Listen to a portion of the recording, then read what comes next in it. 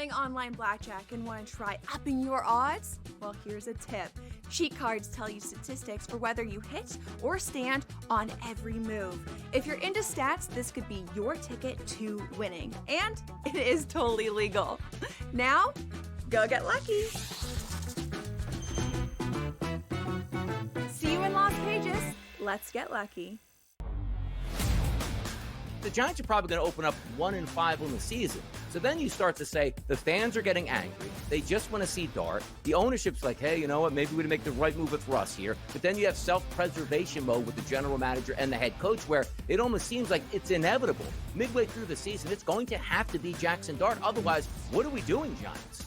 The Early Line, only on SportsGrid.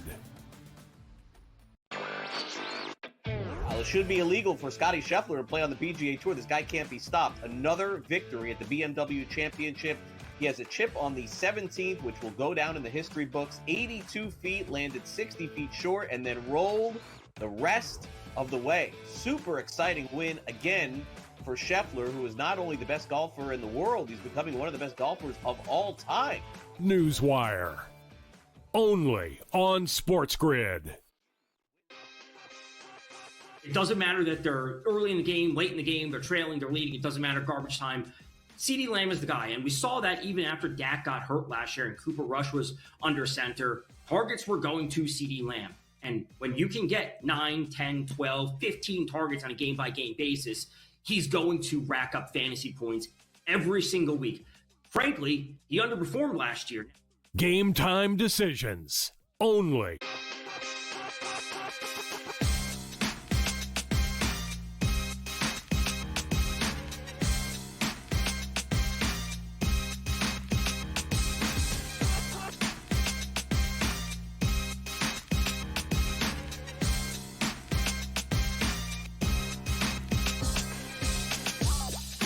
Game time decisions. We are live with you on a Tuesday night on SportsGrid. I'm Kevin Walsh, and in 2 days, we will be breaking down Eagles, Cowboys to start the NFL season. We will talk a little NFL, of course, here on this Tuesday as we bring you another edition of Kevin's Seven playoff teams in each conference. So it's really a double up here on this Tuesday night, which does feature a full Major League Baseball card, a couple of games in the WNBA, and some big-time tennis action if you are interested. Primarily, Novak is going up against Fritz at 8 o'clock, so you do have some juice potentially here on this board.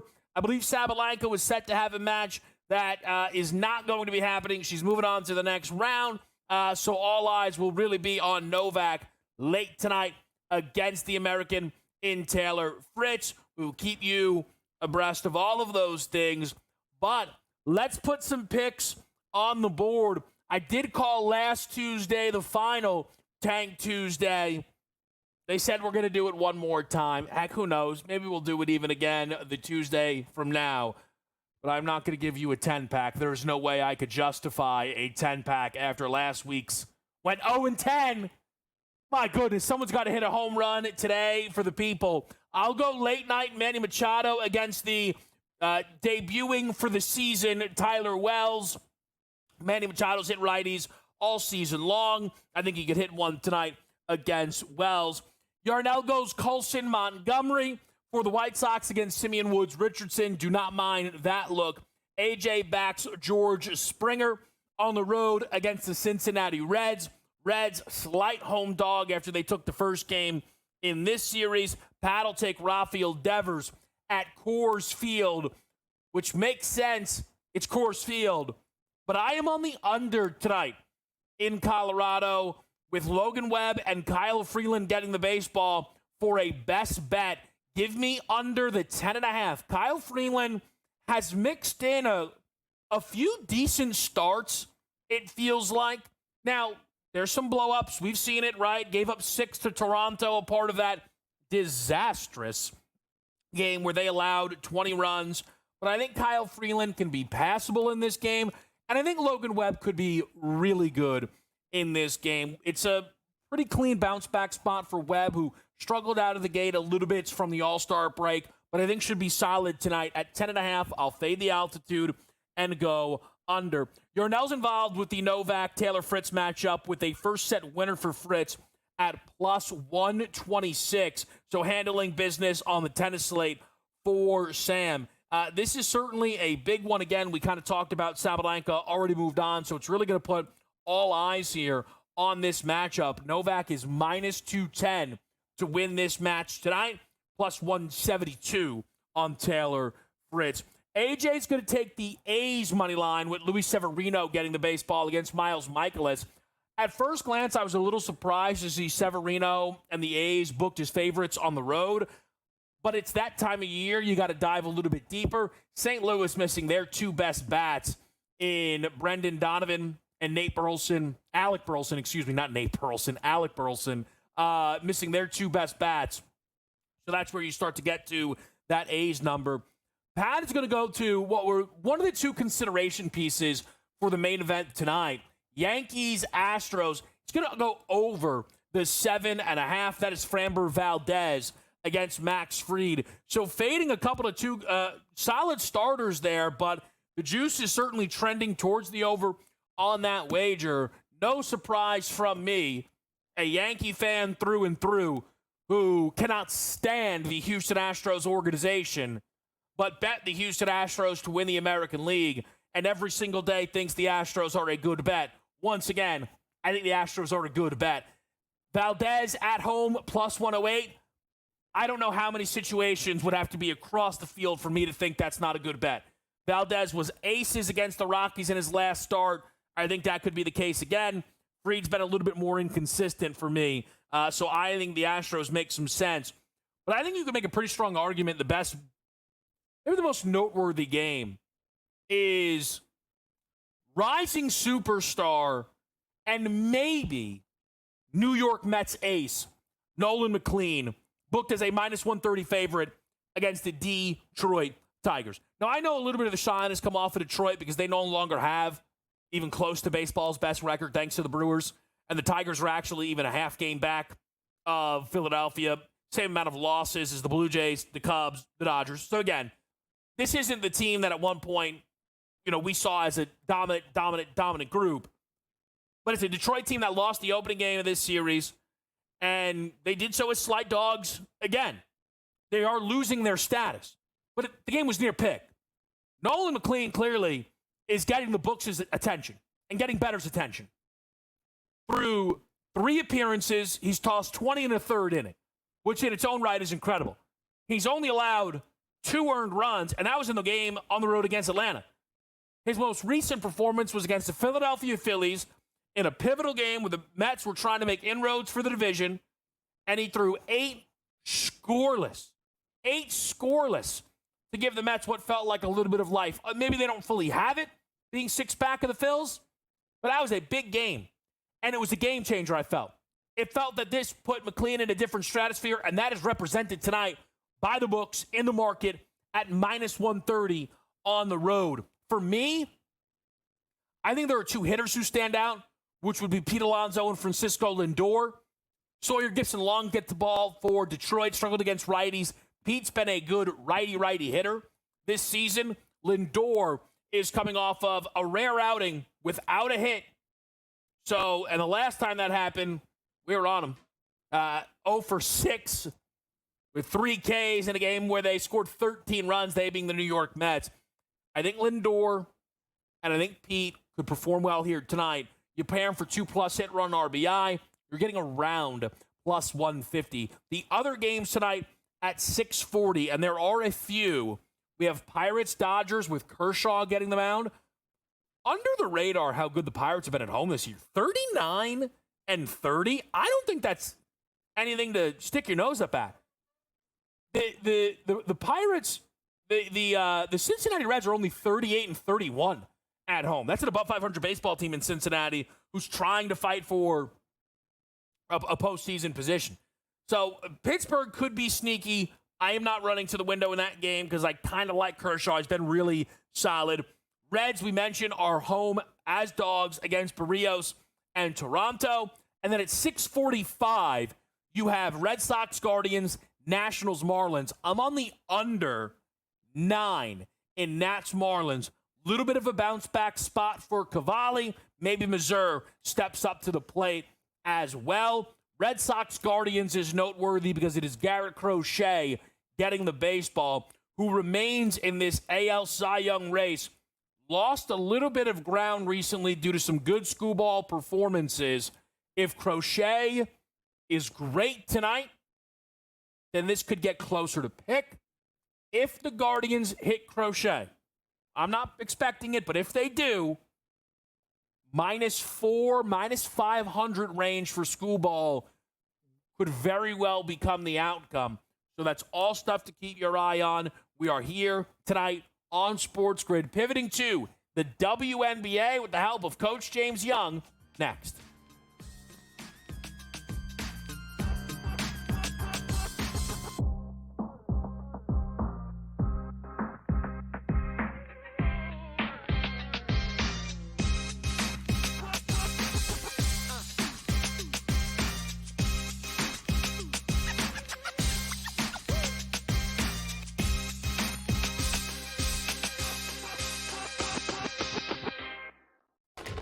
Enter into the magical world of McLuck.com, where even the smallest of spins can win real cash prizes.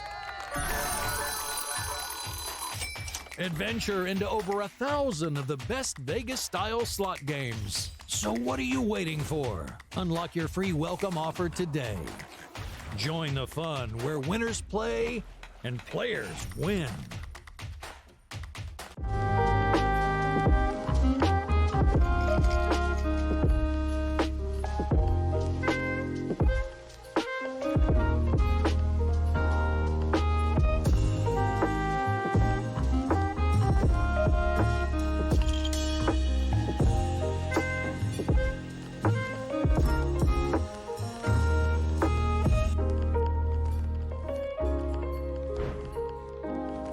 We're going to go through every single thing, and I've got a great team behind me that's going to help me get the job done. I want this to be the place that people come to. There is going to be an energy to game time decisions that you will feel night in and night out. We are going to hit every single one of those markets that you need to know about. We will have everything at our disposal, and we will use that to our advantage. There is not going to be a better place, I promise you, than Game Time Decisions. I'm Kevin Walsh. Tune in to Game Time Decisions weekdays on SportsGrid. This is the moment every fan waits for. The countdown's over. The road to kickoff has begun. Play is here to stay. I'm not going to name names, Kevin. From win totals to player props, from division races to MVP debates, we've got eyes on every camp and data feeding 24/7, breaking down every angle across the league. Every pick, every edge, every line that matters. SportsGrid. Your road to kickoff starts now.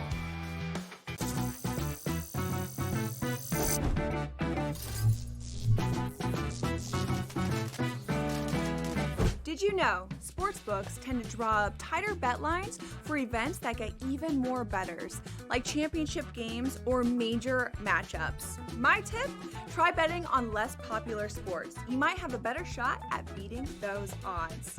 Now, go get lucky. See you in Las Vegas. Let's get lucky.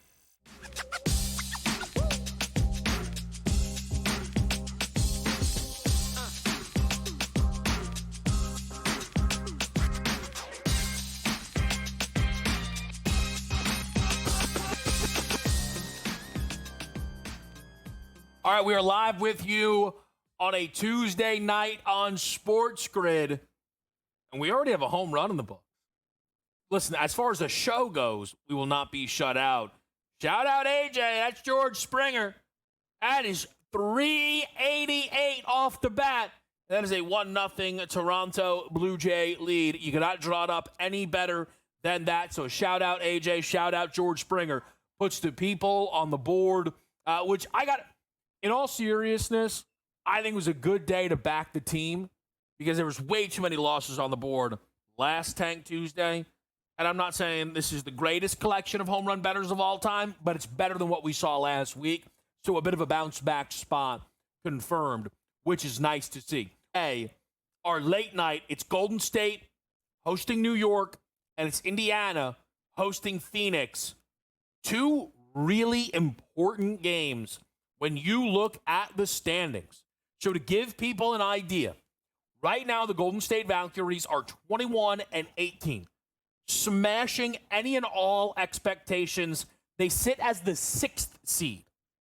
Behind them, just a half game, are the Indiana Fever at 21-19. You then have a 22-20 Seattle Storm, who are actually tied in the loss column with the LA Sparks, who have played 3 less games than Seattle, but are 19-20.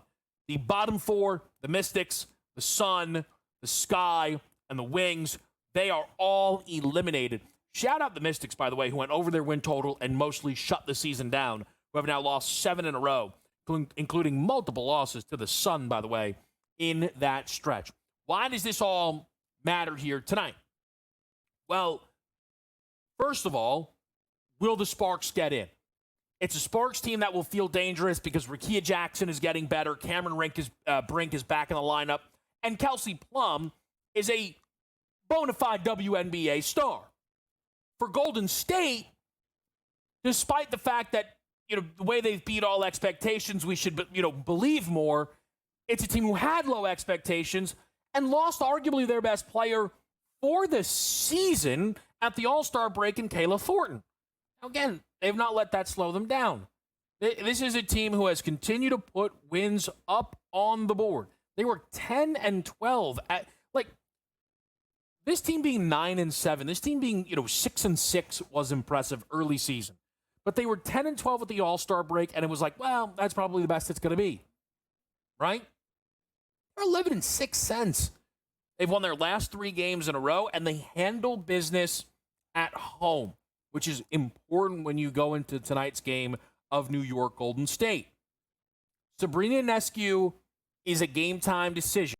Still waiting on word if she's going to play. It would, of course, impact the number. The bet I like in this game tonight, though, is Breanna Stewart for 6+ rebounds. Stewie's working her way back from injury as well, but she started to do a nice job on the glass. 6 rebounds against Phoenix, 9 rebounds the game prior against Washington. Missed this by just 1 board in her return game against Connecticut, landing at 5. But what's even more important than that are the minutes that Stewie's playing in these games. 21, then 24, then 27.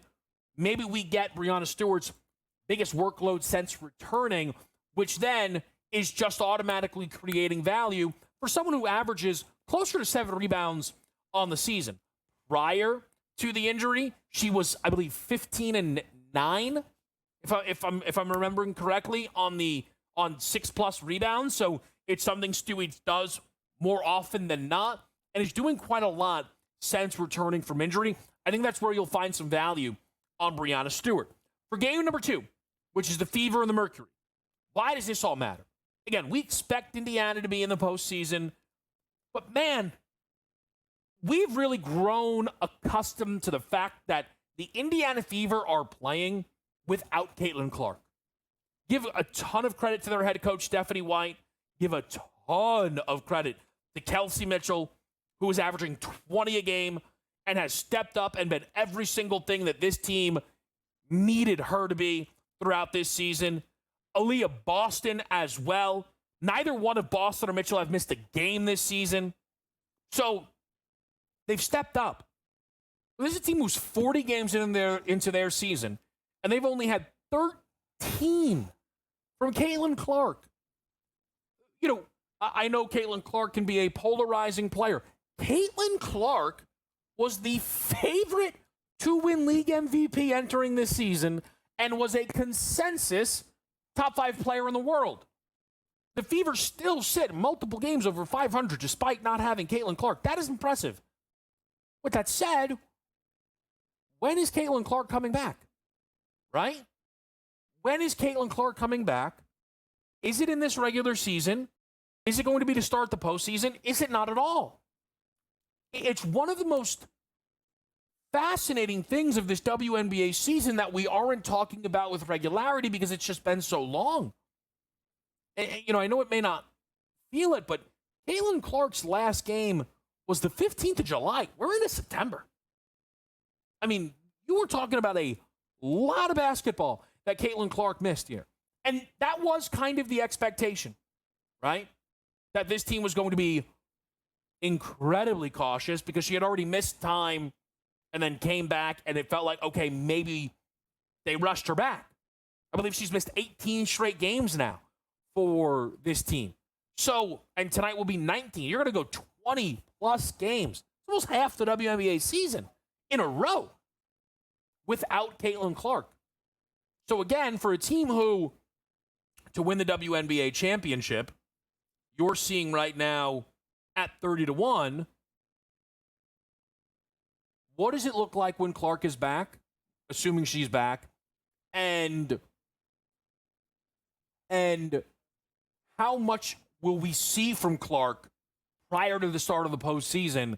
These are really big questions. I will say for tonight's game against Phoenix, I like over at 166. I think these are two teams who just present challenges to the other. Their most recent meeting went under due to a blowout. The meeting prior to that had 208 points. I think we're getting a good number. We'll go over Mercury Fever. We'll be right back here on SportsGrid.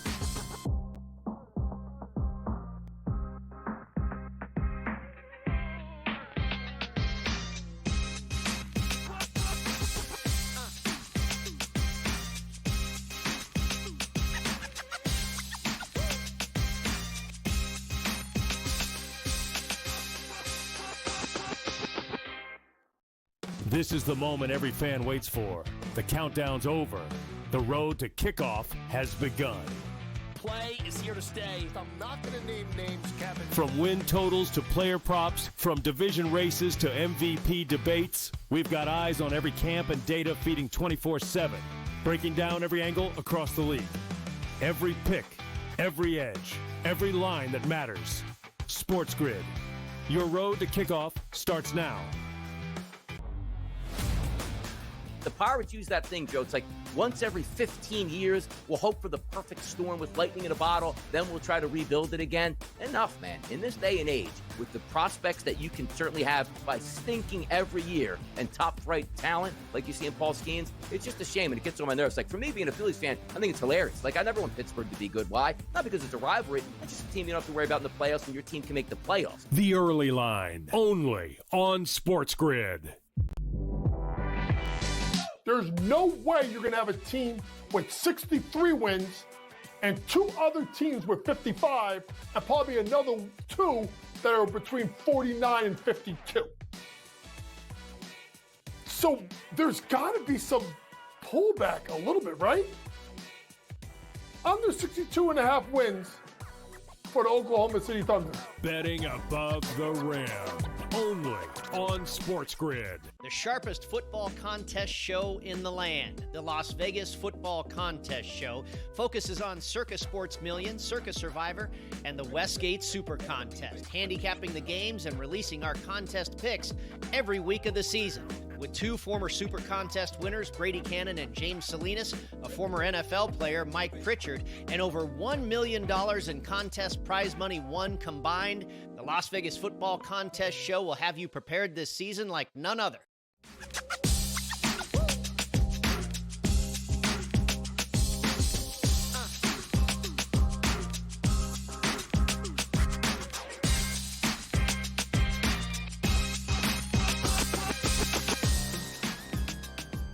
All right, Game Time Decisions is back with you here on a Tuesday night. I usually wait a little bit longer to update the baseball board, but we got a lot to update on the baseball board. It's 4-0 Toronto. We're still in the top of the first inning. They are beating up the Cincinnati Reds early in that baseball game. Pete Alonso goes deep, and I'll tell you this. Listen, these guys have full cards when it comes to that. Like, our guys get in the mix. It's what helps us stay locked in here on Game Time Decisions. AJ's also on Pete Alonso, so great day early for AJ. We love to see that. We absolutely love to see that. I mentioned little 2+ hit run RBI, Pete Lindor play, so that's halfway home. Hopefully Frankie Lindor steps up to the dish here for us in a little bit. Clayton Kershaw is in a lot of trouble. He's in a lot of trouble. 3 batters in. Ground rule double. Walk, walk. Bases loaded. Nobody out for the Pittsburgh Pirates. They have flipped the favorites at around minus. Let's get a look here. I love going a little in-game live routes when we can, but this is an interesting spot. What do they do here? Minus 350 because they scored multiple runs. Minus 350. Come on. You can get the Dodgers right now plus 2.5, down 2-0. Knowing that they are the Dodgers, Kershaw could work out of this, maybe only gives up one more. How many more are the books expecting him to give up? He maybe doesn't have it? 2.5. Am I the only one who's interested in that? That's a little tempting to me. What do we think at home? Are we screaming at the TV? Yes, no. Wheel play, great play, sharp. What do we think? That speaks to me a little, but we're a little behind. It's a little tough. We know how it can be sometimes when you're trying to get in the mix with a baseball board. We know how it can be. All right, but there's a lot happening here, so we're following it. We're tracking it. I want to let everybody know, okay? We had a little bit of technical issues with our guy, JY. We're going to get him at the top of the hour, okay? What we are also going to do today is do the Kevin 7, the 7 playoff teams in and out. I want to let people know something, though. The Kevin 7 very first edition was the 7 teams that I was considering for a Super Bowl future. I will list these 7 off for you. The Ravens, the Eagles, the Lions, the Commanders, the 49ers, the Chargers, and the Bucks. And at the time, we were early. I didn't know who my Super Bowl pick was going to be. But I knew it had to be one of those 7. Those were the 7 teams that stood out to me. Whether it was price, potential record, roster, QB belief, coach belief, those were the teams that I felt it was going to be one of these 7. And, you know, the offseason's going on and teams are being crossed off, right? Like, I'll be honest, like, the Lions got crossed off. Like, I knew it wasn't going to be the Lions, you know? And then it's like, you know what? Like, I'm the most unbiased man in the history of sports media. It's not going to be the Eagles this year, right? You know, teams get crossed off. And then we had Futures Day a week ago, to the day, I believe. And you know, FanDuel was like, hey, make a Super Bowl pick right now. Right here, right now, make it happen. And I know for some, that was no problem, right? You guys know who's going to win your Super Bowl. I was like, I'm not really ready to do that. We're logging into the college football world, but I had an idea, and I placed a bet. But I didn't talk about it here because I wasn't ready to do that. You know? But the thing is, I kept my hand on that chess piece. I did. And I forfeited the boost. I cashed out. I said, that's not it. That's just not it. That's not the right one. That's not what I believe. It's not what I think. It's just not the right setup. And I think I realized that because I thought more and more about, and this will be too spot on, a non-Kevin 7 team. A non-Kevin 7 team, but it just hit me. And I thought, and I went through it, and the numbers, and the Super Bowl pick is in. And we will do it here tomorrow on Game Time Decisions. We will do it here tomorrow on Game Time Decisions. But if you're like, but K-Dub, you did pick the Super Bowl winner last year, right? Not because you're biased, but because you're sharp. I can't wait. Kevin Walsh Show, a SportsGrid podcast. That episode did come out with the Super Bowl pick in it. So don't be scared to slap download and listen to that show for a sneak peek of the Super Bowl pick. We'll do playoff teams in a bit. We got Coach James Young next.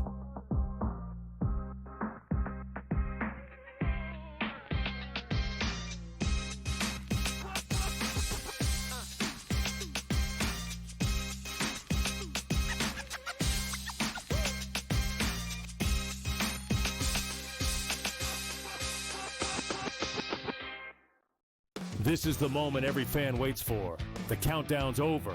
The road to kickoff has begun. Play is here to stay. I'm not going to name names, Kevin. From win totals to player props, from division races to MVP debates, we've got eyes on every camp and data feeding 24/7, breaking down every angle across the league. Every pick, every edge, every line that matters. SportsGrid. Your road to kickoff starts now.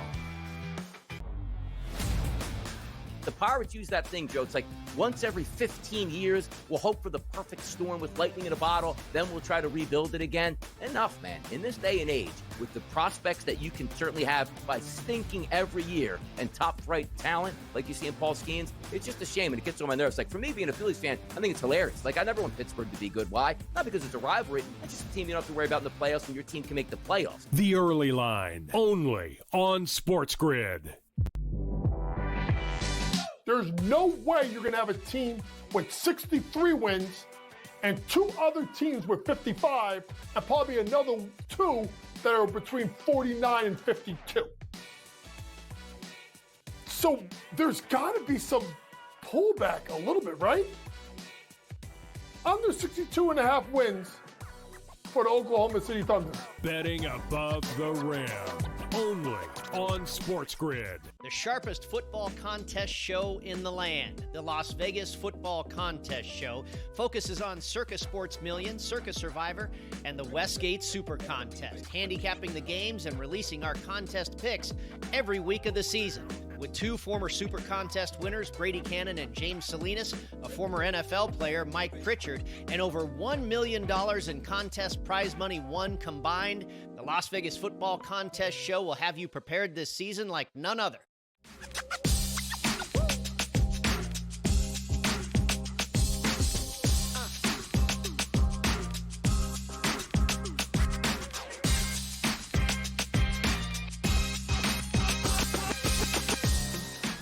It is game time decisions. It is a Tuesday night on SportsGrid.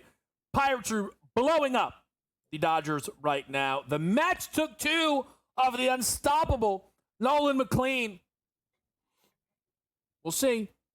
We'll see. I think McLean's a really important guy when you talk about the NL pennant race. Because if this guy's 11, listen, he gave up 2 runs. It's fine. But if this guy's an ace, that's a huge swing factor for the Mets. You know, I'm kind of just dangling Mets talk in front of our next guest, right? Right? If I'll tell you this though, if I like what I hear, maybe I'll let this guy give out a Super Bowl pick because my goodness, I'm sure he has one. The one and only host of Betting Above the Rim, right here on SportsGrid, Coach James Young. JY, how are you, sir? Hey, listen. Nolan McLean, Lightning McLean, Steve McLean, Denny McLean, whatever McLean is. If he is an ace, now the key to watch is the Sproat kid. The Sproat kid went pitched in the minor leagues, went 7 innings, no runs. A lot of problems with the Mets starting rotation right now with Manaea. Senga doesn't look good. Peterson's ERA wasn't good this past month. McGill, he sucks. So we'll see what happens. Maybe it'll be young movement with Tom and McLean and Sproat leading rotation. How you doing? JY, we're doing great. Clearly no Super Bowl pick, though. The jar is too full. We all know it. The JY non-basketball jar, that thing is overflowing. We're all going to Denny's on JY's dime. JY, look, man, this Golden State Valkyries team, I mean, preseason expectations, forget them. In season, they were 10-12 at the All-Star break. They lose Kayla Thornton. Yeah, I certainly thought, okay, that's the end of that. And I believe they are 11-6 post-All-Star break. They continue to find a way. I imagine their coach, runaway, unanimous coach of the year. That's something that you've been talking about for a long time, though, during this season. They host the Liberty here as 6.5-point underdogs. What catches your eye in this game? Their total. When you think about it, Kevin, and you look at the Liberty, let's be honest, the Liberty are a hot mess. Like, and I still don't understand. I'm a Liberty fan. How the Liberty are still the second favorites to win the WNBA title when they are not whole, they can't score. Anescu and Stewie both have their lowest three-point shooting percentages for the season, I think, for their career. I think Stewie's at like 20%, like something wild. So where do I go with this game? I'm not laying the points to the Liberty because at any point they can explode, but the Valkyries are really good at covering the spreads and beating teams. But how do the Valkyries want to play? Slow.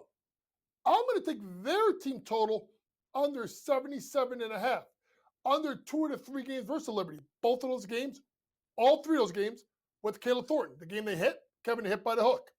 Liberty have allowed 4 of the last 5 games the teams go over. But if you dig deep and you start looking at who the Liberty have let these teams go over, now I don't even want to talk about the game versus the Sky, but the Dream got the 78. That's the under. The Sun, that's a wacky game. So to me, I'm looking at the Liberty. I'm saying they're going to hang on their defense, and Golden State can't score. And Golden State's best chances to win is to slow it down. I'm taking Golden State's team total under 77.5 tonight. Yeah, I think that is totally valid here, JY. I am interested in how the Liberty look in this game because, we wait how many games are we actually going to get when the season ends out of that big 3. And maybe we get one tonight. Where are you, just JY, just a little temperature check on the Liberty? Because this is a team, we saw at one point, I think under plus 150 to win a championship. They're plus 280 now. Longest number of the season on New York. Yeah, I'm not on them right now because, Kevin, they just don't look. They remind me of that Nets team with KD, Kyrie, and James Harden, where you're like, can they just get enough games to play together? And I think the problem right now, Kevin, is their odds are based off of the back of their jersey, right? Their odds are on the basis of the back of their jersey. And that is their problem, is Sabrina hasn't been Sabrina shooting the ball from 3. Same thing as Stewie. Jonquel's has injuries. Cloud has had injuries. I think people don't realize how much Benaja Laney and Hamilton mount to that team as their 3-and-D guy because sometimes they struggle. But Sandy Bordello's got to get this right, Kevin. They have 4 games left. Seeds 2 through 5, you know it as well as I do. 2, 3, 4 all have the same record. Phoenix 1 half game behind in the win column, but they have the same amount of losses. Liberty 2 games behind in the loss column. They're all jockeying for position.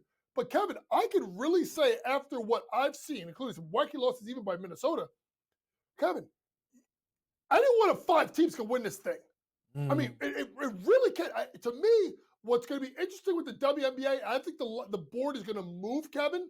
It's going to be based off of matchups. Maps will be the key. So then, Jay White, let's get right to this, and we'll get your picks in a second for Mercury Fever. But what have you? I know you keep the pulse of this league. Caitlin Clark, is she going to play in the regular season? Wait for the postseason? How much do you trust her being able to come back and right away be excellent? Where are you right now on the biggest star in the game who we have not seen now in almost 2 months? Kevin, she's done 5-on-0 work, but she hasn't taken contact.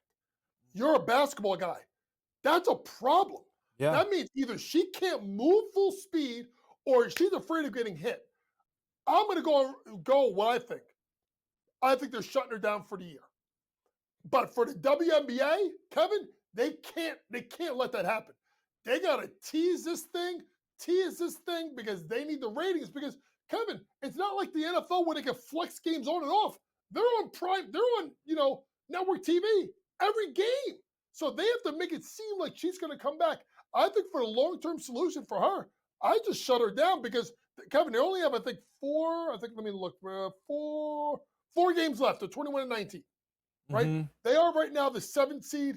They're 1 game up in the loss column are Seattle and LA. And LA got that big win last night. Kevin, I don't know if the Fever make it. I don't know if they make the playoffs. I would be surprised. I think Kelsey and Aaliyah have done such a good job getting them wins when they need it, JY. I get what you're saying. Man, but again, right, look, could they hang and, cover some numbers in the playoffs if Caitlin Clark doesn't play? Sure. But I think anyone would agree they're not going on a deep run if Caitlin Clark doesn't come back, which is the most important thing. What do you like here tonight, JY, in a matchup against a Phoenix team playing some pretty good basketball right now? That all being said, I'm taking team total over 78.5 points. My man. After 2 straight. But My 7 man. previous games before that, Kevin, and Phoenix allowed 6 of the 8 teams to go over this number. The 2, they went under New York in a wacky game, right? And then obviously you look at the Valkyries, who had doesn't score. So I like them. I also like Emma Messman over 4.5 rebounds, under 3 of the last 4, but 7th in rebounding is Golden State. And Jonquel Jones, I know it's juiced, over 1.5 made threes, over 5 of the last 6. Valkyries 10th in 3-point makes allowed in the WNBA this year. Oh man, I like that you're on the fever. I'm on the full game over, JY. I felt like that was a little bit safer. I figured Phoenix can do some scoring as well, so that makes me feel good about that spot. Those WNBA playoffs, Coach, they're right around the corner, my man. They are, and guess what? Next time, I won't have major problems with my Wi-Fi, but I'll say this. Ready? Jets over 5 minutes. No. Take it. This guy's the best. JY, I appreciate it. Are the Jets a playoff team? I'll let you know next. No. Absolutely not. Obviously not. Come on. Spoiler.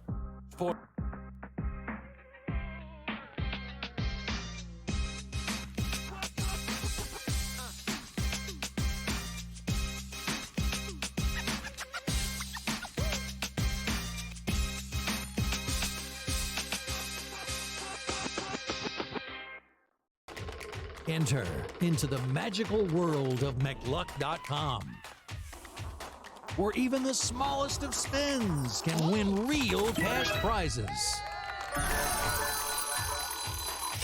Adventure into over 1,000 of the best Vegas-style slot games. So what are you waiting for? Unlock your free welcome offer today. Join the fun where winners play and players win.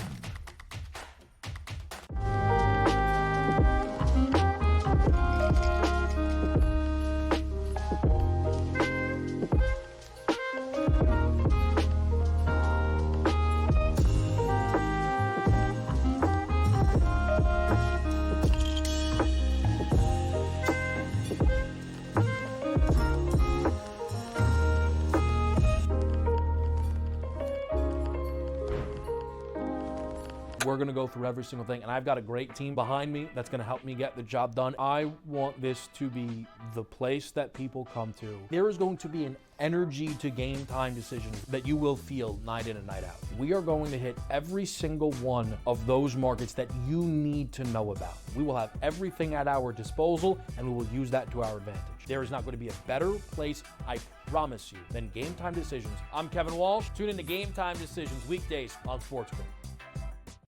This is the moment every fan waits for. The countdown's over. The road to kickoff has begun.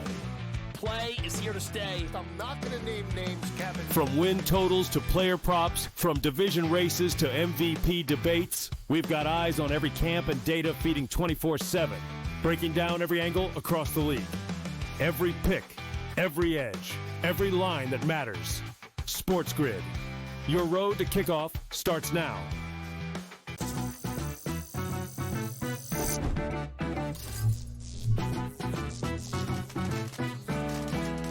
Did you know sportsbooks tend to draw up tighter bet lines for events that get even more bettors, like championship games or major matchups? My tip?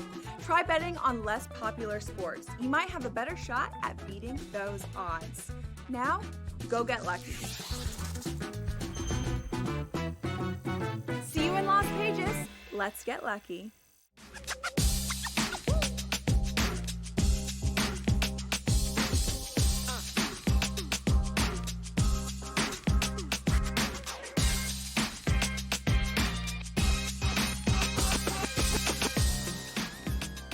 All right, we're live on SportsGrid with you here on a Tuesday night. Tomorrow we will do Super Bowl picks. And what I can definitively say is one of my Super Bowl pick will be in the playoffs.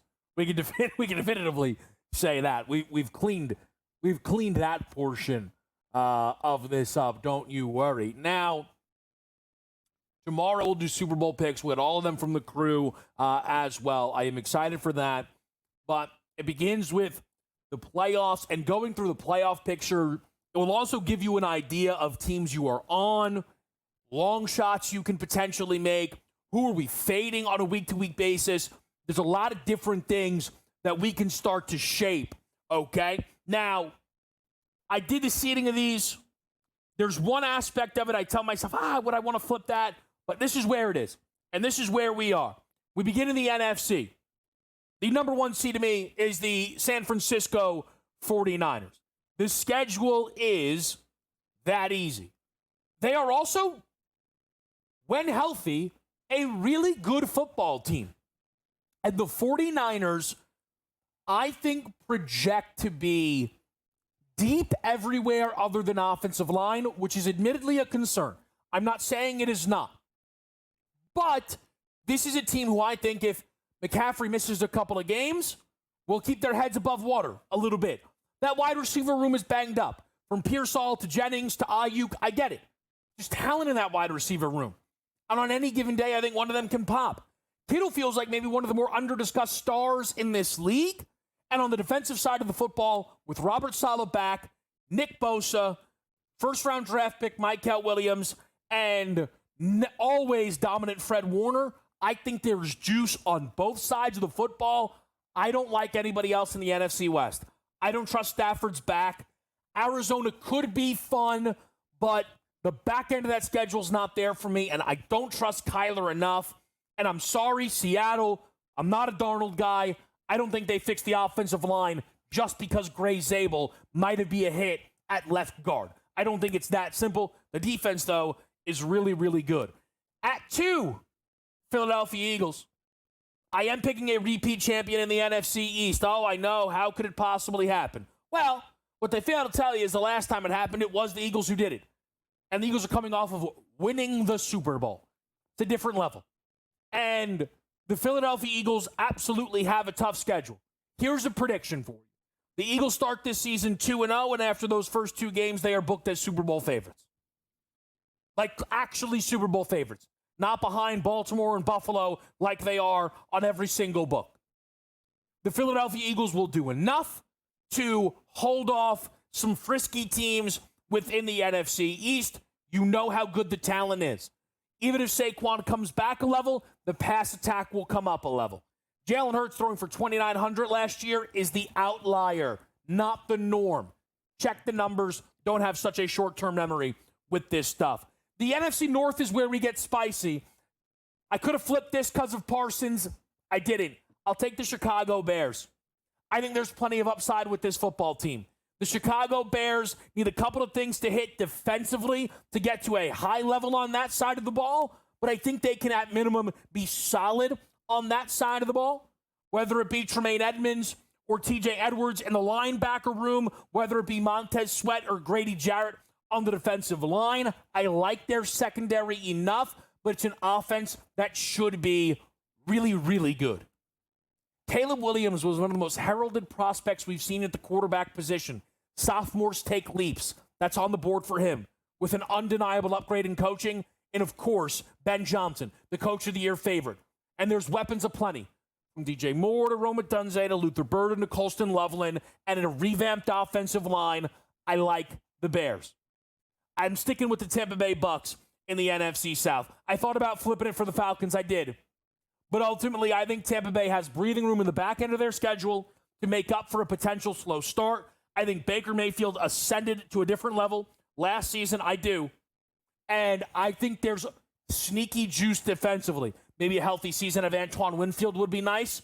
Maybe a fully focused season from Hassan Reddick could be nice. There's youngsters there as well. Give me Tampa Bay. Your wild card teams. We did some shifting around. We did some moving. Packers are in. Parsons matters that much. Commanders are in. There's upside with Washington. I flirted with that one quite a bit. But Washington stays in because I think Dan Quinn is a good coach and the defense has enough to hold down that level for a potential Jaden Daniels uptick, who should have better weapons around him, even if they're older players in Deebo Samuel and Laramie Tunsil. Your final NFC playoff team. Schedule be darned. It's the New York Giants. It's the New York Giants. We take a swing on the best vibes in football. That is what the New York Giants offer up. from QB 2 through 4. I know DeVito's elsewhere. He wishes he was still here in New York with the fellas. This team has good vibes, and that matters. I know everybody goes through the schedule. Commanders lost, Cowboys lost, Chiefs lost, Chargers lost, Saints lost, Eagles lost. No, that's not how football works. There are surprise teams everywhere, every year. So sometimes you have to be willing to take a shot on a team whose defensive line is that good. Dexter Lawrence, Abdul Carter, Brian Burns, Kayvon Thibodeau, you've got to be kidding me. And offense, by the way, every year Rodgers shows up somewhere, we go, wow, it's going to be way better quarterback play. Why is nobody saying that about Russell Wilson? This is a team that averaged 6 yards a pass attempt last year. 6! Russell Wilson is going to be a monster upgrade. And I think Brian Dable's still a good coach. Giants in. It was tough to leave out the Falcons because I think they have juice, but I did. I'm out on the Lions. The more and more I think about it, it's not their year. I understand the defense could be better. I don't want to bank on that. I think Ben Johnson leaving is a big deal. I think the offensive line leaving multiple key guys is a big deal. And I'm not a Jared Goff guy, and I'm not sure where I'm at on Dan Campbell. I don't know. It moves around a lot. Those are your 7 NFC playoff teams. We do the 7 AFC playoff teams next here on a Game Time Decision.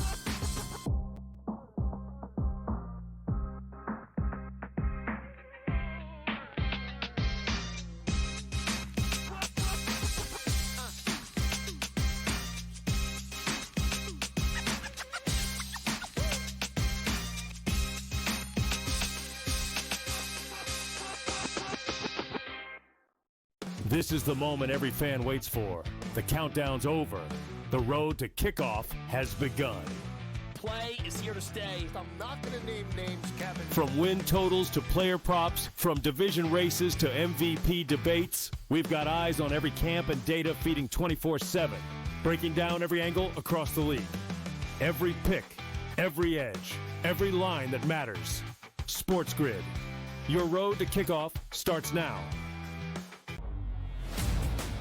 The Pirates use that thing, Joe. It's like once every 15 years, we'll hope for the perfect storm with lightning in a bottle, then we'll try to rebuild it again. Enough, man. In this day and age, with the prospects that you can certainly have by stinking every year and top-flight talent, like you see in Paul Skeens, it's just a shame, and it gets on my nerves. Like, for me, being a Phillies fan, I think it's hilarious. Like, I never want Pittsburgh to be good. Why? Not because it's a rivalry. It's just a team you don't have to worry about in the playoffs, and your team can make the playoffs. The Early Line, only on SportsGrid. There's no way you're going to have a team with 63 wins and 2 other teams with 55 and probably another 2 that are between 49 and 52. So there's got to be some pullback a little bit, right? Under 62 and a half wins for the Oklahoma City Thunder. Betting above the rim, only on SportsGrid. The sharpest football contest show in the land, the Las Vegas Football Contest Show, focuses on Circa Sports Million, Circa Survivor, and the Westgate Super Contest, handicapping the games and releasing our contest picks every week of the season. With 2 former Super Contest winners, Brady Cannon and James Salinas, a former NFL player, Mike Pritchard, and over $1 million in contest prize money won combined, the Las Vegas Football Contest Show will have you prepared this season like none other.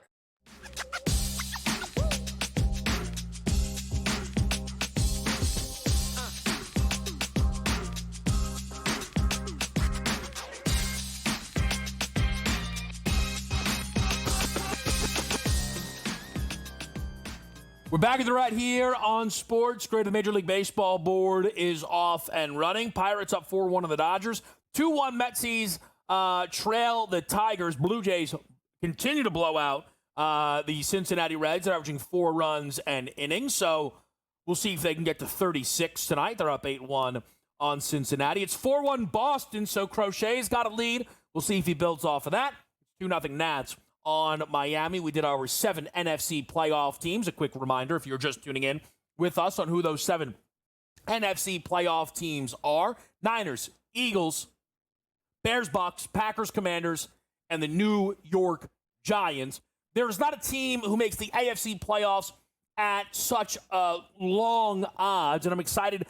We will be joined by Tom Vecchio in just a little bit, and we'll get some thoughts from him around the playoffs and any other NFL futures he has found heading into the season, which is not too far away. I think the LA Chargers have a legit shot for the top spot in the AFC. I think Harbaugh is that good of a coach. We'll do awards tomorrow. Harbaugh is a legit consideration for me for Coach of the Year. I know there is a shade towards new head coaches, but if Harbaugh could unseat the Kansas City Chiefs, I think that's going to make him a heavy consideration guy within that race. I think the schedule is there for LA. I think the brand of football is there for LA.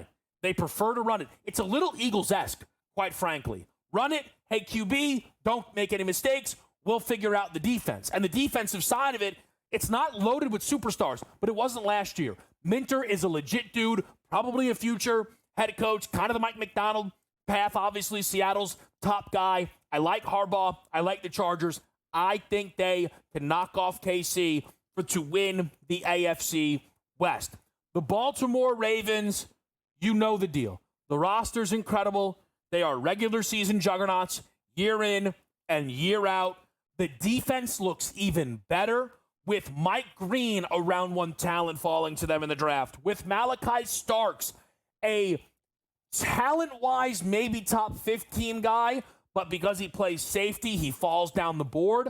Pairing with already established megastar Kyle Hamilton. Oh, and they add Jair Alexander because, maybe the Louisville connection with Lamar. The defense looks to be really good. We know Lamar is really good. The Ravens, followed by the Buffalo Bills. Last year, I was lower on Buffalo. I thought they were asking Josh to do too much. They weren't, right? Now, could Josh this year want to be more explosive and end up having some more turnovers and some close games? Could flip one way or another? Yes. But I don't think there's enough in the AFC East to unseat Buffalo. They're not the only team from the AFC East I'm putting in the playoff picture, but I don't think there's enough to unseat Buffalo. Even a down season, it would be hard to imagine the Bills not still getting to 10 wins. They have the highest win total on the board. You can find 12.5s out there. A lot of that is tied to the division. I think the Jags take out the Texans. I understand the Texans' defense is brilliant. I like C.J. Stroud a lot. I don't think you're allowed to punt on offensive line the way the Houston Texans have and it not actually come back to cost you. Collins is really good. I think there's some juice still potentially with Christian Kirk or one of the Iowa State rookies popping. The running back room projects as a disaster. And I am still figuring out where I'm at on D'Amico Ryans. I am. Year number one, a lot of their success was credited to Ryans. I think it was Stroud being great and Bobby Slowick being great. Last year, they weren't as good. A lot of that because Bobby Slowick and Stroud weren't as good. They seem to go as the offense goes. D'Amico Ryans is not a in the playoffs every year guy. I think the Jacksonville Jaguars have a guy that I like in Liam Cohen, a quarterback that I still believe in Trevor Lawrence, and one of the best wide receiver duos in football in Brian Thomas Jr. and yes, wide receiver Travis Hunter.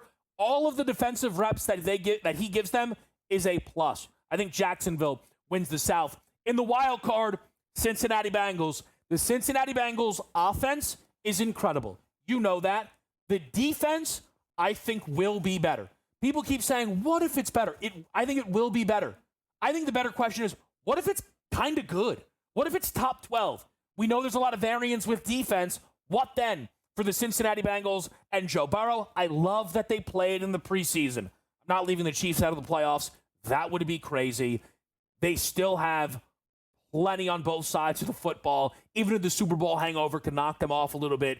The Patriots' schedule, is that easy? Mike Vrabel, is that good of a head coach? I think their defense is top 5 in football, and I always like Drake May. And I think Drake May, while he does not have, Joe Burrow's level of weapons, has enough juice. Those are the AFC playoff teams. We re-rack and reset with our guy Tom Vecchio next.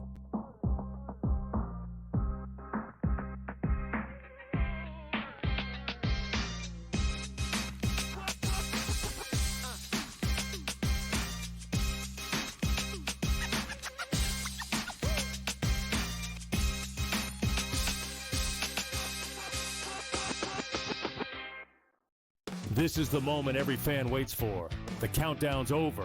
The road to kickoff has begun. Play is here to stay. I'm not going to name names, Kevin. From win totals to player props, from division races to MVP debates, we've got eyes on every camp and data feeding 24/7, breaking down every angle across the league.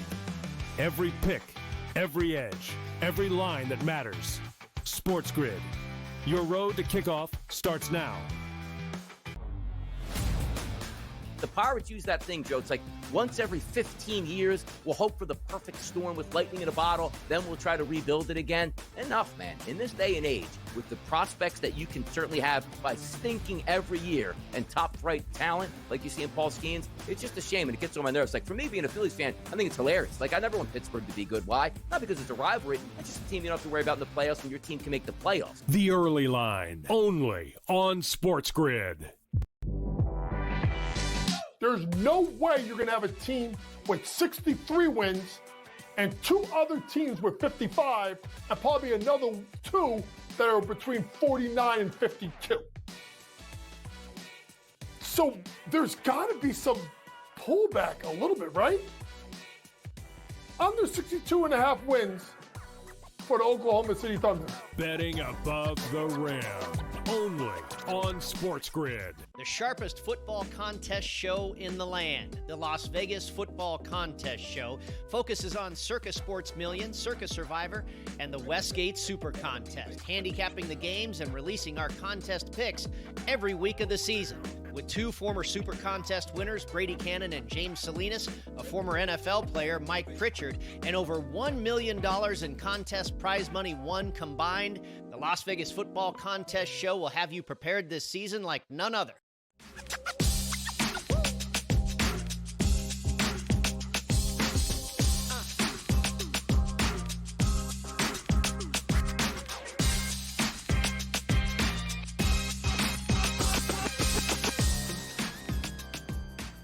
All right, making it happen here on Game Time Decisions. Always love everybody who tunes in. We appreciate it. Make sure you are following along at SportsGrid, myself, at the Kevin Walsh, where you can get all the updates necessary heading into this NFL season. Someone who will be with us certainly throughout this NFL season, that is our guy, Tom Vecchio. Tom, always a pleasure to get some time with you here on a Tuesday night. Before we get to the NFL, though, Major League Baseball board, is anything calling your name? I have McLean, the pitcher for the Mets. I have him over 5.5 strikeouts. Last time I saw he had 2, and he was struggling on the pitch count, which he's still struggling on the pitch count. So that's not great. But the Tigers quietly have all of a sudden the third highest strikeout rate versus right-handed pitching, and McLean has been super solid. He's getting up into the 90. Like, he's been in the 90s since his first start, and granted, it's only been 3 starts. But the Mets bullpen got torched yesterday. And they have a lot of games coming up. You know, they have off on Thursday, sure, but they have a lot of games coming up. And I just thought the length would be there for him, even if he, does give up a couple of runs. So you're on McLean for the K's. Yeah. Like you said, he's kind of going through what has been his roughest start so far. Is there anything you're on coming up later tonight in the baseball slate?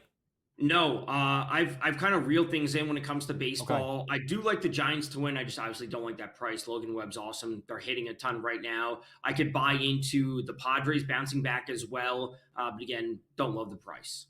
Yeah, listen, I think it could be, I don't know if it's that time of year where you want to, let me take this favorite, we'll see if they dance together. Yeah. There's a couple of spots that I'm on for this baseball board. We'll reset everything before we get out of here. But, Tom, I do want to talk to you a little bit about this NFL season. I just went through my 7 NFL playoff teams from, 7 from the AFC, 7 from the NFC. Tom immediately tuned in and said, wow, terrible list. Can't believe you left out so many teams. So, Tom, we can spend some time here. What is your biggest issue with my 7 NFC playoff teams? Your single biggest issue. Don't list them. Pick one. Okay, I would say single biggest issue would be the Lions not making it.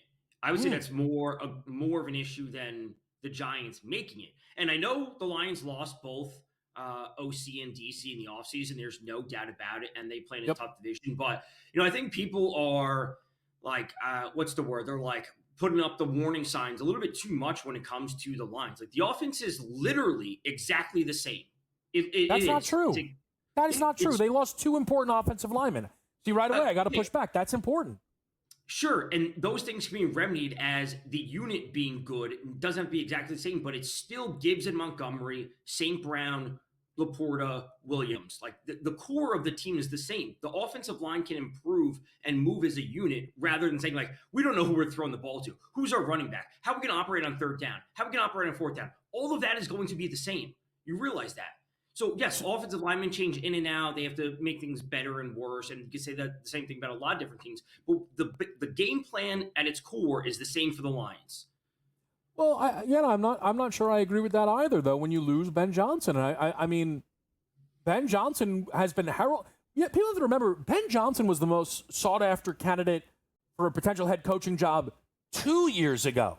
And the Lions were able to keep him. He was able to stay and try and ride that thing out. We've seen Jared Goff without Sean McVay, without Ben Johnson. The results aren't pretty. There's a reason why. There's some nonsense out there, but there's a reason why I feel like Jared Goff doesn't really enter these MVP conversations. Jared Goff last year was on the team with the best record in football, threw for 4,700 yards, 37 touchdowns, and Tom was never in the race. He was never in the race because we know he's not that guy. I would say that what Allen and or Lamar does is just far more impressive when it comes to raw numbers. And I like this. That's not the conversation we're having between MVP, because I just think what Lamar and Allen do is just better than basically anyone. So, of course, I don't disagree on that. What I'm saying is, and I know that you know this, the MVP award in the NFL has been for historically prior to last year just tied who has the best record, and their quarterback's going to win that award. That's how Rodgers kept ripping them off, and that's how Lamar won the second MVP award. I think it was kind of the underrated tiebreaker between Josh and Lamar last year, was Josh had the better record, right? And I've said, like, that was one of the indictments on Pat, that team went 15-1 when he started, and he was never in the race. Goff last year was 15-2, right? And statistically he was good enough. Yeah, he was good enough, but we also have to remember what the drawbacks were, where having really bad performances. That Sunday night game at Houston, he threw 4 picks, if I remember correctly. I think 5. Yeah. Right. It was terrible. So, that stands out to people. And, I don't know it off the top of my head, but Lamar or Allen probably didn't have a game where they threw 4 or 5 picks. Oh, Lamar threw 4 all season. So there you go. So it's that highlight moment on an island game. People are like, you know what? He's maybe not. He's good, but he's not Lamar and Allen, and that's why he's never in the conversation. It's that simple. Right, but I think what you have then is a situation where Jared Goff is now going to have more put on his plate. When you remove the consistent offensive coordinator, even if you hire from within, right, it puts more on the plate of the quarterback, which they didn't do. Where did the guy come from? He came from Denver. He was the passing game coordinator, John Morton. He was previously with the Lions a couple of years ago, but most recently he was with Denver last year. Right. So it was a guy they knew, nevertheless, right? But the point still stands. There's more on Goff's plate, and it's not just a change of offensive coordinator. The strength of the Lions has been the offensive line. Like, I know the only quarterback who people like to pretend has a good offensive line in front of him is Jalen Hurts. Like, I know that's the game we like to play, but the Detroit Lions offensive line, year after year after year, you can find ranked right after Philadelphia's. That's not the case heading into this season. And you mentioned the toughness of the division. We know that matters. And listen, I am not going to sit here and tell you, Tom, that I think the New York Giants should have a higher win total than the Detroit Lions, right? But when it comes to, making and missing the playoffs, and I said this to you, like, the San Francisco 49ers missing the playoffs is a stunning thing via the odds last season, right? So there is going to be a stunning miss of the playoffs. There just is. Maybe 2 all in all, right? I think, the Dallas Cowboys last year via the odds, I think, was probably a pretty surprising miss the playoff team. So I think that is a big piece. I think that is a big piece of it for me. What else bothered you on the NFC side of the playoffs? Well, it's obviously the Giants, and this year they have one of the toughest strength of schedules. So them just overcoming that with a clear lack of talent on offense outside of Malik Neighbors is the thing. And can I ask Tom, how come no one talks about the fact that they're going to get better quarterback play? Like, we talked about it all the time with Rodgers. Ryan Daboll's not a good coach. I just don't agree with you thinking that he's a good coach. Oh, I think he's a good division. coach. It's an extremely tough division. The Cowboys are going to be better than they were last year. Dak's going to play a full season. Dak was bad last year when he played. Sure, but you said they missed the playoffs, but Dak didn't play a full season, so we have to kind of have an asterisk with that. If you expect the Commanders to make it and the Eagles to make it, that means there's going to be losses on the schedule for the Giants. Yeah. So that means that they're just going to be behind the 8 ball. Listen, there's definitely losses on the schedule for the New York Giants, and they're underdogs in a hefty amount of those early season games. Also, again, a lot. Listen, I care about schedules a lot. I'm not saying that I don't, but there are upsets within those schedules, right? Like, there are sometimes teams that you'll see and you like, but you might leave some juice on the table via a schedule. And I'm not going to do that with the New York Giants. I think that defensive line is as legit as it gets. I think they are getting undeniable better quarterback play. Daniel Jones is an atrocity. And by the way, Daniel Jones played half the season. They were then getting QB2 and QB3 play of guys that couldn't beat out Daniel Jones. Russell Wilson is much better than what they had being offered up. We're going to take a quick break, come back with you, get some thoughts on the AFC from Tom, update the Major League Baseball board, settle up for the WNBA, all next right here on SportsGrid.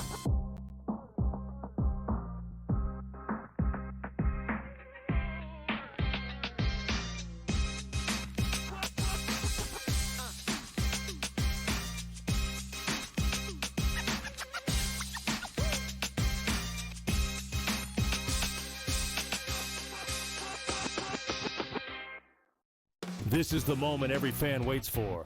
The countdown's over. The road to kickoff has begun. Play is here to stay. I'm not going to name names, Kevin. From win totals to player props, from division races to MVP debates, we've got eyes on every camp and data feeding 24/7, breaking down every angle across the league. Every pick, every edge, every line that matters. SportsGrid. Your road to kickoff starts now.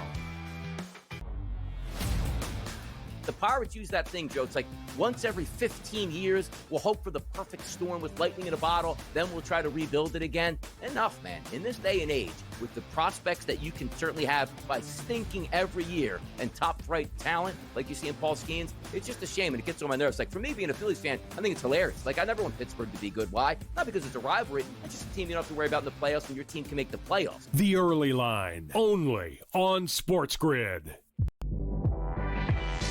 There's no way you're going to have a team with 63 wins and 2 other teams with 55 and probably another 2 that are between 49 and 52. So there's got to be some pullback a little bit, right? Under 62.5 wins for the Oklahoma City Thunder. Betting above the rim, only on SportsGrid. The sharpest football contest show in the land, the Las Vegas Football Contest Show, focuses on Circa Sports Million, Circa Survivor, and the Westgate Super Contest, handicapping the games and releasing our contest picks every week of the season. With 2 former Super Contest winners, Brady Cannon and James Salinas, a former NFL player, Mike Pritchard, and over $1 million in contest prize money won combined, the Las Vegas Football Contest Show will have you prepared this season like none other.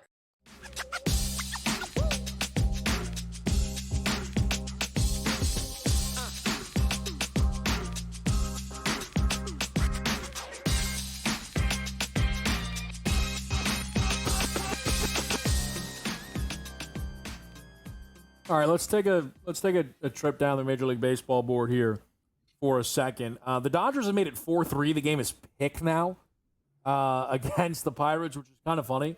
I did not bet that 2.5. I'm actually a little surprised the game's pick. Actually, just like the Pirates are up, there's no outs. I mean, Kershaw's still a bit of a mess, but I understand the Dodgers and their pedigree. Tom, who also does a lot of good stuff on In-Game Live here, Tom Vecchio with us on GameTime Decisions. How do you feel about a live total 20.5 Cincinnati-Toronto? Honestly, 20 and a half is a crazy number just to see, but it is still early, and both bullpens are kind of terrible.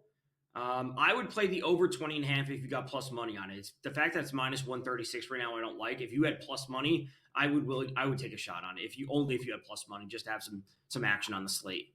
Yeah, we've got man, this is an incredible game. Reds are going to make the Blue Jays earn this one. Really what it comes down to. 3-2 Nats, 5-1 Red Sox, 6-2 Mets. As Francisco Lindor might do it again. Maybe the Mets will score a billion. He'll go 0 for 6. He started off this game 0 for 3, which is not great. Let's get over to the AFC side of things.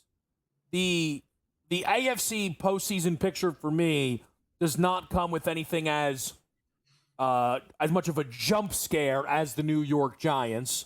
So, Tom, when you see it, Chargers, Ravens, Bills, Jaguars, Bengals, Chiefs, Patriots, from the AFC side of things, what is something that stands out to you?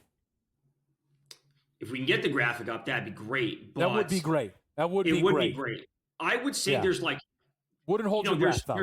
There's no obvious thing that's like, oh, hang on. Like you said, like there's no jump scare. Like seeing the Texans take a step back wouldn't be a surprise to me. Seeing the Jags with a healthy Trevor Lawrence for the entire year take a step forward, not a surprise. To see the Broncos not make it, they were a wild card team last year. Okay, they don't make it this year. It's not like they were like a shoe-in. They were like locked last year. They came down to the last few weeks in order to make it. It's like, okay, they don't make it this year after making it last year. Not an issue for me. I think we have like the 3 set in stone teams. I think we all know that in the AFC between the Ravens, Bills, and Chiefs. And the Pats, I don't have an issue with. I've said this before to, I don't know, whoever on whatever show I've done across SportsGrid. Who cares? Season to season, it's arguable to say that the Pats have had one of the largest increases of just raw talent going into New England that we've ever seen in like the past 10, 15, 20 years. Like just the overall level of competent players to put on the field now that they want to play for Mike Vrabel. Like there's like some internal thing that players like want to play for these type of coaches. So when you have that internal thing with talent increase and Drake May, who I think is going to take a step forward this year, like that's a great situation to have in any kind of sport. So to see them pushing towards a wild card would not surprise me at all. So I feel like what I just heard is you have the same AFC picture as me. I mean, that feels like you love it. You love what I'm bringing to the table. I do. I'm not in on the Steelers this year. And again, to see if the Texans snuck in the last week and the Jags didn't make it, would you be shocked? No. I would. Right. I wouldn't be shocked. Again, I think the Jags, you would play them at that price compared to the Texans. But, the Broncos missing it, not a surprise to me. The Texans missing it, not a surprise to me. Do one of these teams flip-flop? Sure, when it's all said and done. The Colts, absolutely not. Terrible. Tom not in on the Colts. No, alt under 6.5 wins, plus 155. They're going to be horrible. Why? Tell me more. So Daniel Jones is horrible, right? Sure. He's just a terrible quarterback. We know what we get from him. We've seen it before. Their win total is sitting at 7.5, and I think it's plus 110 to the over, minus 130 to the under. Let's just say Anthony Richardson was never on the Colts. They just never drafted him. If they went on sign Daniel Jones, would you be sitting here and be like, you know what? We know what, it's a new team. He's going to get us 8 wins this year. He's going to get us 9 wins this year. But no, that's crazy. The talent around him, I think, is good enough. And with a competent QB, if you have Jonathan Taylor, you draft Tyler Warren, you have Michael Pittman, you have Alec Pierce, you have A.D. Mitchell. Like, you actually have enough options on offense that a competent quarterback could actually get you over the hump in a relatively weak division when it's all said and done. Because if you think the Texans take a step back, maybe the Jags take a step forward, it's not like we're sitting here like, oh, the Jags are going to make the playoffs. Like, I think I am buying in a great spot that the Jags will take the step this year, and they're going to be a playoff team for years to come. The Colts are just not a team you could ever trust in any capacity. Yeah, the Colts, for me, it's really simple, Tom. They might be on that graphic if they named Richardson their starting quarterback, because to me then it becomes a team. I think the Colts are loaded with questions, right? Like, I think their offensive line could be pretty good. I'm not sure. I think their skill position players could be pretty good. I'm not sure.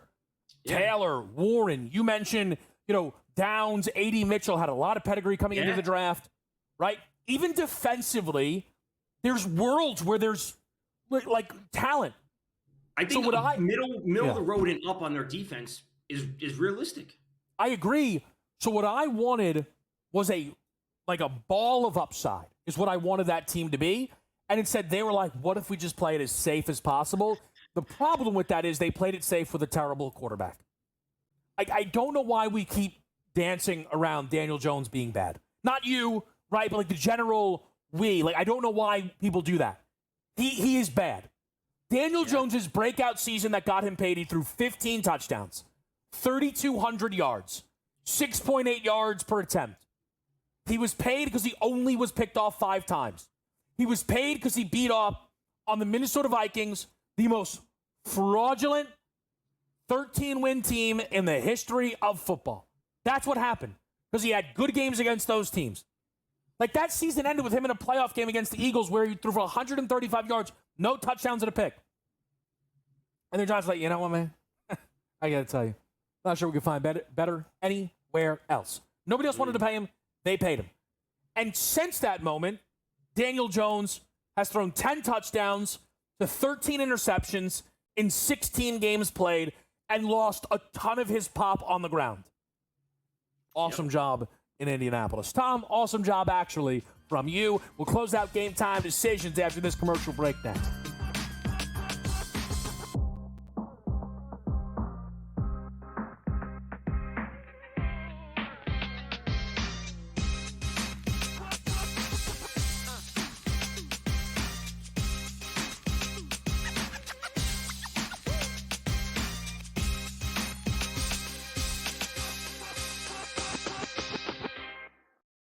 This is the moment every fan waits for. The countdown's over. The road to kickoff has begun. Play is here to stay. I'm not going to name names, Kevin. From win totals to player props, from division races to MVP debates, we've got eyes on every camp and data feeding 24/7, breaking down every angle across the league. Every pick, every edge, every line that matters. SportsGrid. Your road to kickoff starts now. The Pirates use that thing, Joe. It's like once every 15 years, we'll hope for the perfect storm with lightning in a bottle, then we'll try to rebuild it again. Enough, man. In this day and age, with the prospects that you can certainly have by stinking every year and top-flight talent like you see in Paul Skeens, it's just a shame, and it gets on my nerves. For me, being a Phillies fan, I think it's hilarious. I never want Pittsburgh to be good. Why? Not because it's a rivalry. It's just a team you don't have to worry about in the playoffs, and your team can make the playoffs. The Early Line, only on SportsGrid. There's no way you're going to have a team with 63 wins and 2 other teams with 55 and probably another 2 that are between 49 and 52. So there's got to be some pullback a little bit, right? Under 62 and a half wins for the Oklahoma City Thunder. Betting above the rim, only on SportsGrid. The sharpest football contest show in the land, the Las Vegas Football Contest Show, focuses on Circa Sports Million, Circa Survivor, and the Westgate Super Contest, handicapping the games and releasing our contest picks every week of the season. With 2 former Super Contest winners, Brady Cannon and James Salinas, a former NFL player, Mike Pritchard, and over $1 million in contest prize money won combined, the Las Vegas Football Contest Show will have you prepared this season like none other.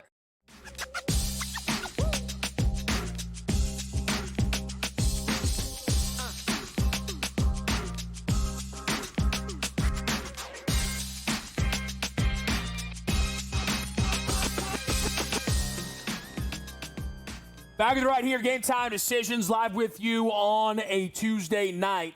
The one piece of breakdown we didn't get to was the college football world. The new AP Top 25 did come out. They appropriately gave that top spot to Ohio State. They more than earned that with being the defending champions and beating Texas. Even if I don't think Ohio State is the best team in college football, I have absolutely no problem with that ranking. Tomorrow we will do my Super Bowl champion, and I would promise you this much. I will feel better about my Super Bowl champion decision more than I feel about Clemson right now, but even I did before the game.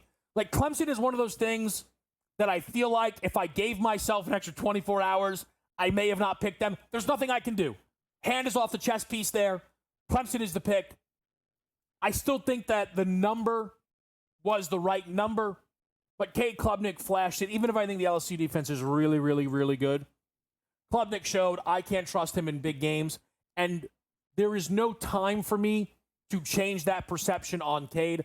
I don't care what he does potentially at home against Florida State or on the road against Georgia Tech or on the road against South Carolina. I'm not going to feel confidence in Klubnik, and it is what it is. Look, I think I got a decent number. I just do not love this football team, and that was one of the changes for me. I was curious how much they would shift the Texas number. They only moved it to 7-1.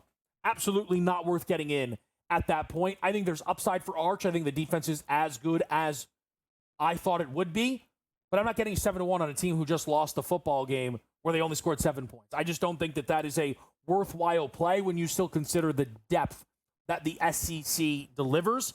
The Alabama piece of it is, of course, an incredibly fascinating one. Alabama was a consideration piece for me when it came to the national championship market, but I wasn't sure about Ty Simpson. Now, I think that game was about a lot more than Ty Simpson.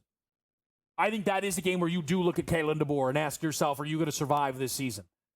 And if Alabama doesn't make the college football playoff, the answer to that is probably no. It probably is. And Alabama is at home against UL Monroe. There's, a 36.5-point favorite. Who cares? Then they're going to be home against Wisconsin. There'll be a 3-score favorite in that one. Who cares? Then it is a bye week and a trip to Georgia. And that's not really fair for a must-win in Athens. And I don't even know if it is a must-win, but if you lose, you're a 2-2 football team. So Bama now, of all the winners and losers, and again, you saw this through the committee, Bama was the biggest loser in all these big games. They fell down to 21 in the poll. Rightfully so. Also, nice to see Utah ranked. What we have for you right now for the rest of the night is an under in Rockies Giants, 10.5. And then on the Emmanuel Machado home run, we have 2 WNBA picks. Breanna Stewart for 6 rebounds. And we're going to go with the over in Fever Mercury 166. Here's some of the best bets for the guys. Some of these are just getting underway. Some of them are already underway. Taylor Fritz to take the first set against Novak. That is a plus 126 price from Sam. Yanks, Astros over the 7.5 for Pat. We just got underway in A's Cardinals where AJ is on the A's. And then these were the home runs for our team tonight. AJ already in the door with George Springer. Rafael Devers still to come. We've got Colson Montgomery in that, and the White Sox just getting underway. And I'm going to roll with Manny Machado. We have secretly kept Tom Vecchio here this entire time, who I'm going to give 30 seconds to explain why he thinks Travis Hunter is a bust. Go ahead, Tom. Bust. You said that, not me. The reports about this comes strictly down to playing time and his snap share. When we're talking about the rookie wide receivers, where does he rank? If they are saying that he's going to be a cornerback and there's a target goal for him that they're going to get to, that it means he's not going to be playing on a full complement of snaps. And Golden and Ibuka and obviously Ted McMillan are the rookie wide receivers that you would want to have the most interest in. It's not to say that Hunter's not going to be good. It just means if he's not going to be a full-time receiver, the volume of stats just won't be there for him of his counterparts. Yeah, I think Hunter, like the target rate will be very high, like higher than people think. And I like Emeka Egbuka. I do. I think the Bucs pass catching room is a little more crowded where, again, if you're talking about fantasy, 2 months ago, Emeka Egbuka's price was wrong. I think today's price is, I don't think it's still cheap, is what I would say on Emeka Egbuka.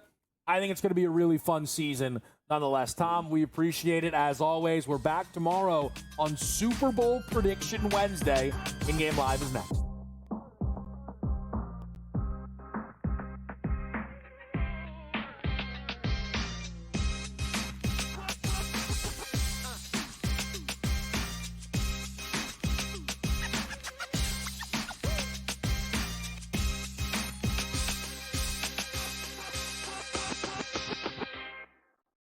This is the Alabama, Florida State, years Georgia opened with Clemson, and then Oregon and LSU and Les Miles opened with Oregon and smacked them around. Alabama knocked around USC and Wisconsin and Va Tech for years.